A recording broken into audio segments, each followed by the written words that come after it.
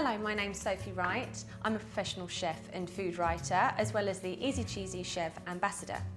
There are over 1,000 different varieties of French goat's cheese, and in front of me here on my board I have just a few of those.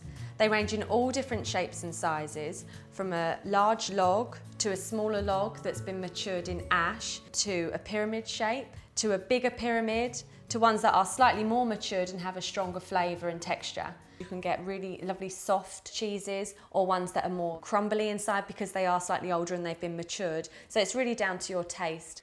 Now, Chèvre or French goat's cheese is a wonderful ingredient and great thing to have in your fridge at home, and lots of different ways of cooking with it. So this cheese here is a French goat's cheese log. This cheese is a lovely crumbly French goat's cheese, and it's got a rind on it, which if you leave it on will mature.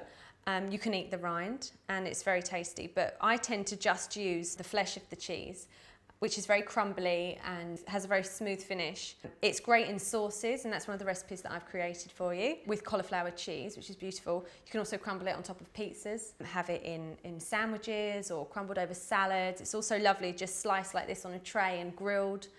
So it's very versatile, and it's probably a cheese that if you've had French goat's cheese before, it probably would have been this one. And I'm going to show you a recipe now which is called cauliflower cheese with French goat's cheese log. It's a recipe that some of you might have made before in a very similar way, but we're going to use French goat's cheese log as our cheese in this recipe.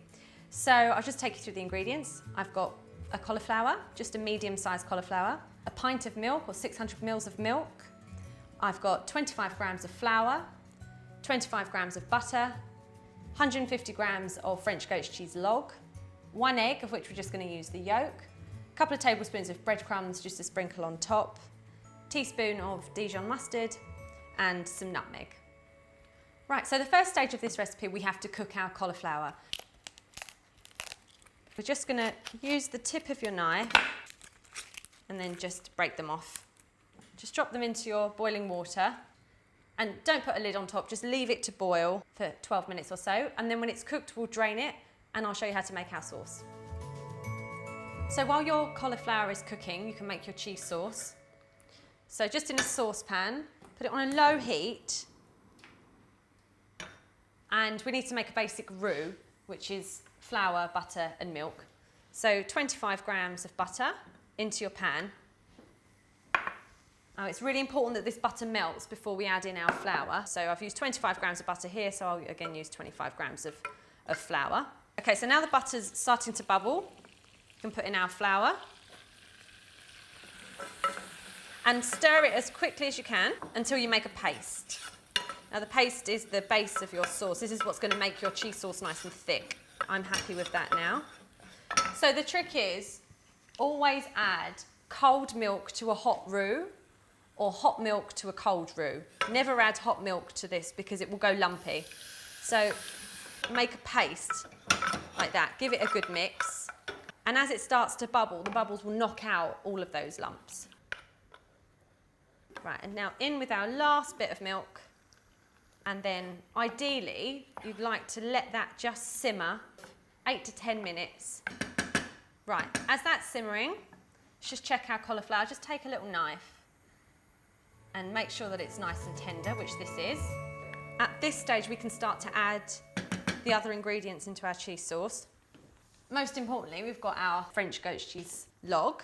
Now this is a fantastic cheese that works really well. So many different recipes, and it's fantastic in sauces, so I'm just crumbling it in, but it's also great on tartlets, on pizzas, paninis, ciabattas, just crumbled over the top of salads.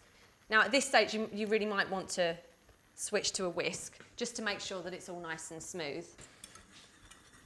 And the cheese will obviously start to thicken the sauce. It's a very mild French goat's cheese. It's not overly powerful. The longer you leave it, the more mature it will get. But for this particular purpose, I think a younger one is nicer. So that's melting in there nicely. Now I've got some Dijon mustard. It just adds a little kick. It's quite classic to put nutmeg in a cheese sauce. It really brings all the flavours out quite nicely. Quite powerful, so you don't need very much. Right, once your heat is off, you need to add an egg yolk. And what this does is it's going to really richen the sauce, and it'll also make your cauliflower cheese brown really nicely on top. Crack it. Use the shell to separate the white from the yolk. And it's really important at this stage that your sauce is off the heat, because if you add an egg yolk into a bubbling sauce, it could split. So just turn it off completely, drop it in, and then whisk it. And that will really richen the sauce. So that's your sauce made. Take the pan that you cooked your cauliflower in and put it back in there. So it's all nicely drained now. And just pour over some of the sauce. Take your spoon again and just coat it so that every bit of cauliflower has got a nice bit of sauce on top. And then take your gratin dish, or whatever it is you're going to be baking in, and just arrange the cauliflower in there. Now, I like to have all the florets top side up, because they, you know, as they brown, you get nice little bumpy bits on top. So you get some brown bits, some that are not, which is quite pretty. And then just finish off with a final drizzle of your sauce over the top. And then finish it off with some breadcrumbs. And then that goes into a preheated oven at 180 degrees for 35 to 40 minutes until it's all nice and golden brown on top. Right, so my cauliflower cheese has had 35 minutes in the oven and it's now golden brown and bubbling. So we'll take it out.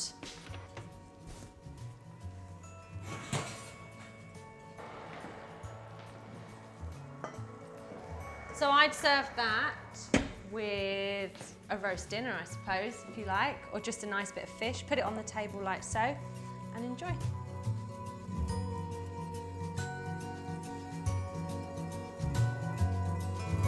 For more delicious French goat cheese recipes, go to our website, www.frenchgoatscheese.com.